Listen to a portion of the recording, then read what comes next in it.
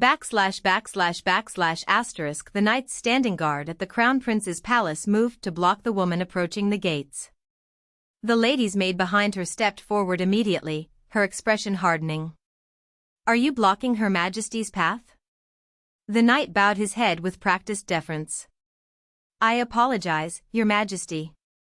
His Majesty the Emperor has given orders that no one is to be admitted."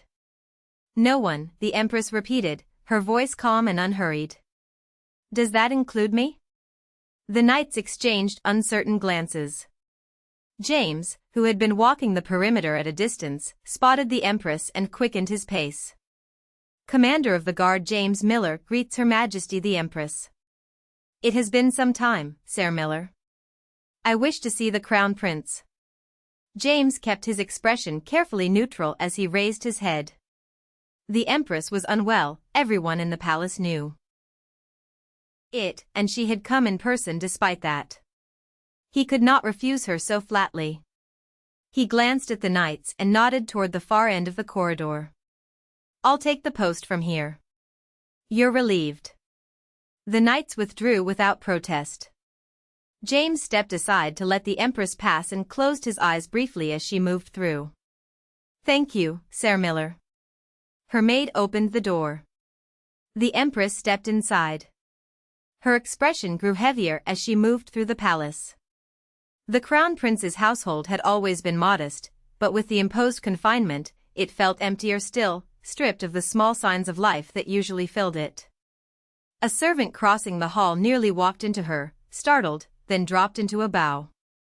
"I greet Her Majesty the Empress." "Where is the Crown Prince?" "In his study, Your Majesty." "I'll take you there."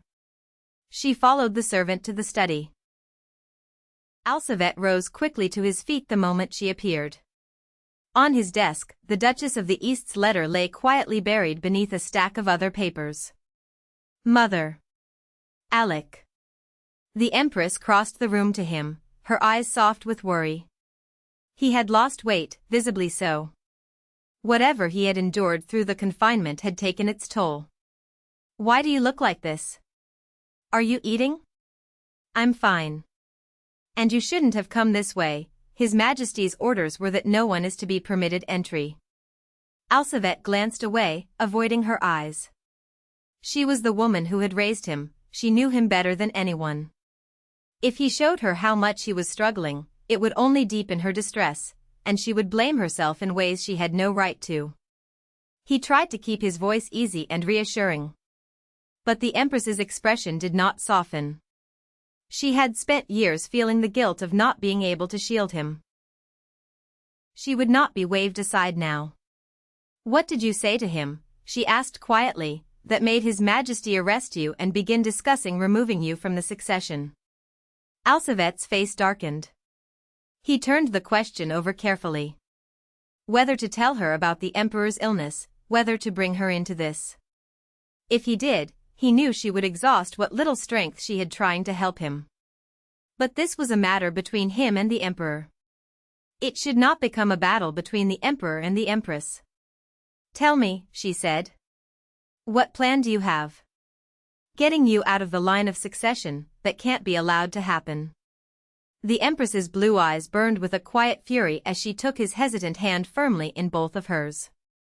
After a long pause, Alsavet spoke, keeping his voice measured and even. "I confronted His Majesty." "What?" The Empress stared at him, momentarily at a loss for words. "He confronted the Emperor?" Alsavet, who had never raised his voice even at his own servants? He gently took her arm and guided her to a chair. "Mother, I am not a child anymore. I am willing to oppose His Majesty's will when it is necessary." He looked at her steadily. "So please, trust me. Don't try to intervene. Just watch." "How can I simply watch?" "There are discussions being held about removing you from the succession." "It won't come to that. The nobles will not follow His Majesty in this." Alsavet's expression was composed, though it carried a shadow of something rueful. "You've heard something?" "The general mood has been poor since the Duke of the West affair." But the moment His Majesty mentioned my abdication, he handed the nobility a reason. A direct one. They didn't even have to search for it. The Empress looked at her son in silence. When had he grown like this? The Emperor had declared his intention to strip him of his place in the succession, and yet he sat here, unafraid, looking forward with clear eyes. She reached out and placed her hand over his.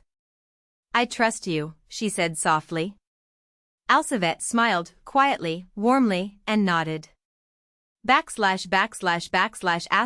the Duke's study, Gerard read the Emperor's letter with an expression of undisguised irritation. Marin, watching his face, grew curious. "What does it say?" "He's proposing to designate you a saint." "I beg your pardon?" Her voice came out rather strangely, even to her own ears. When had the shift happened, from witch to saint? Gerard lifted one corner of his mouth in something too cold to be called a smile. Marin took the letter from him and read through it quickly. She lowered it with a deeply displeased look. "This is completely arbitrary. Why would he do this? I'm neither a witch nor a saint. Why does he keep trying to define me however suits him? He tried to use you as leverage against me and it didn't work. Now he's hoping that offering you a better label will be enough to make me forgive him." "Exactly. Why does he keep using me as a piece in his games?" "Because you matter more to me than anything else he has to offer." Marin blinked. Her expression flickered with embarrassment at the sudden directness of it, the implicit protest of "can you please not say things like that right now" written plainly across her face. Gerard exhaled a quiet laugh. "So, will you accept?" Marin narrowed her eyes and held the Emperor's letter with 2 fingers, as if it were something she'd prefer not to touch. "I have no interest in a saintly fiancé," Gerard said. "And I have no interest in being one." Marin spoke with complete conviction and a firm nod. "Then we are in agreement. I'll send my rejection immediately." Gerard drew out a sheet of paper, wrote something brief, and held it out toward Olive. Olive approached, glanced at what was written, and his eyes went wide. In the Duke's most impeccably polished hand was written, "Shall I send this?" "Please do." He wanted to be rid of the Emperor immediately, but this was not yet the moment for that. The time called for patience, to remain within the Duke's residence and wait. The Crown Prince had been pushed to the edge of his position in the succession. The nobility's patience was nearly spent. The Emperor was scrambling for any way to regain his footing. The moment Gerard had been waiting for did not feel far away. / Unbelievable. Does this even make sense, that he would remove His Highness the Crown Prince from the succession? His Majesty has lost all judgment. His eyes are closed to reason. We have to oppose this. We have to stand behind the Crown Prince. The Southern Duke, seated among the gathered nobility, spoke with quiet composure. Now we have our justification. The room shifted. Nobles looked at one another, and something kindled in their eyes. These were people who would stake their lives on the right cause, and the Emperor himself had handed them one. From across the room, the Duchess of the East, Edina, studied the Southern Duke with an expression she was careful to keep neutral. He had changed.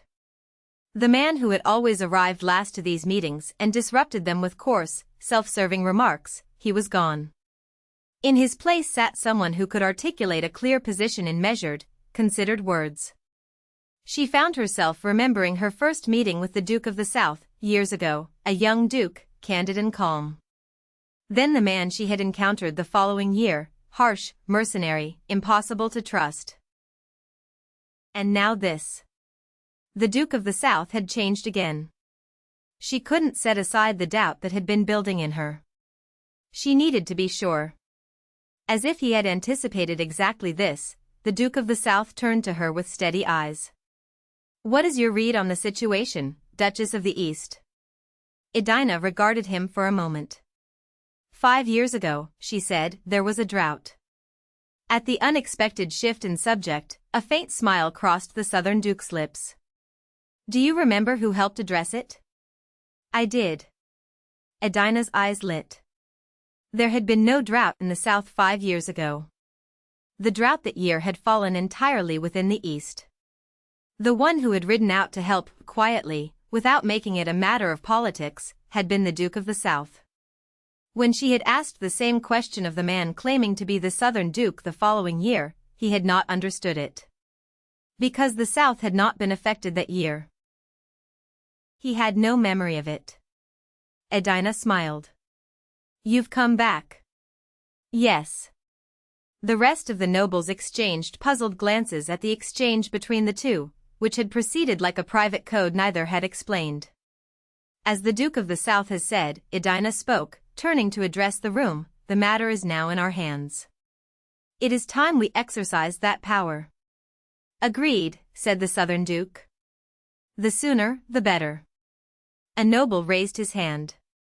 Should we not make one more attempt to bring the Crown Prince around? Edina shook her head, her expression grave. Every approach has been tried. Every one has failed. There was no path remaining but one, remove the Emperor, and compel the Crown Prince to take his place.